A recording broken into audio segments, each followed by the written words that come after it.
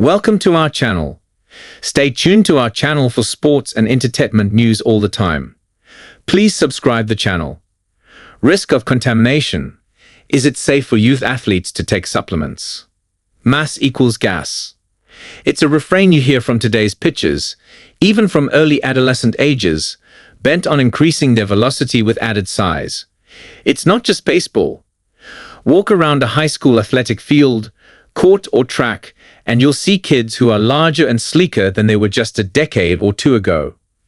From non-full plays to college sports scores, all the top sports news you need to know every day. Young athletes are lifting weights and taking over-the-counter dietary supplements in an attempt to gain size and power. The three most common of these performance-enhancing substances, PES, according to the American Academy of Pediatrics, UP, creatine, caffeine, and protein supplements.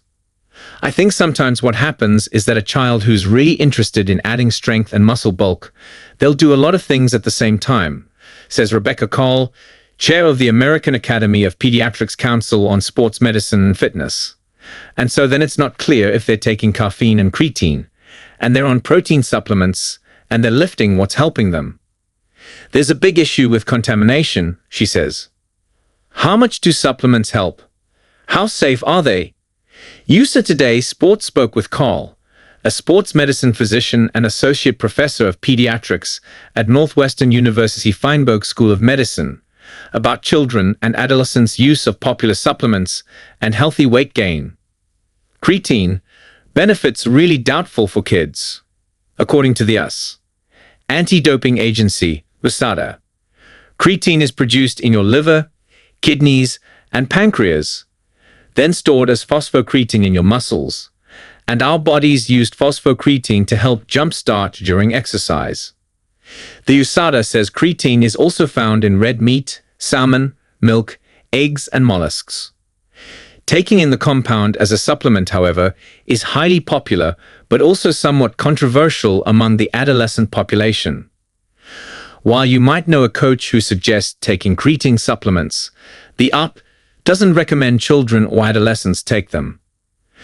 There are not studies demonstrating safety in children/adolescents. Carl says, more recent reviews suggest that creatine can be used safely, but these are generally studies of adults. Your body can make creatine, so it's not needed in the diet. There is creatine found naturally occurring in things like meat and fish, but taking it as a supplement, we don't know if there's harm in doing that for children. The other thing is it has a very narrow performance benefit. Carl says creatine could aid athletic bursts of 1 to 3 seconds, but probably not with overall sports performance. If I was summarizing it for a family, I'd say for most athletic activities, the benefits of creatine are really doubtful, she says. There may be some benefit for really explosive, short activities. The classic would example be a weightlifter who does a single maximum lift. Then there's probably a performance benefit for that, but probably not even repetitive activities like that. There's not a benefit for certainly any sport where there's an endurance component of it. So for baseball, for example, Carr says creatine might help you with a single swing or single pitch, but not a series of swings or pitches. PES use does not produce significant gains over those seen with the onset of puberty and adherence to an appropriate nutrition and training program. The UP says in its most recent policy statement on performance-enhancing substances, which Carl says is reviewed every 4 years. Coach Steve, when can teenagers start lifting weights? What about a personal coach? Protein bars, powders, and shakes. Totally unnecessary for most kids. 2 in 5 parents say their teenager consumed protein supplements over a 1-year period, according to a 2024 University of Michigan Health KES, Mott Children's Hospital National Poll on Children's Health. Teens think they are taking them to build muscle, but the UP says there's no performance benefit to protein supplement if a diet provides adequate protein. Protein supplementation is for most children totally unnecessary because they get enough protein in the diet, Carl says, even kids who are lifting.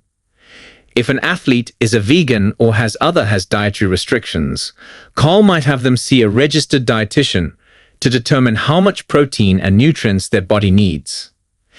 The app recommends that children 4 years and older and adolescents get 10 to 30% of their daily calories from protein.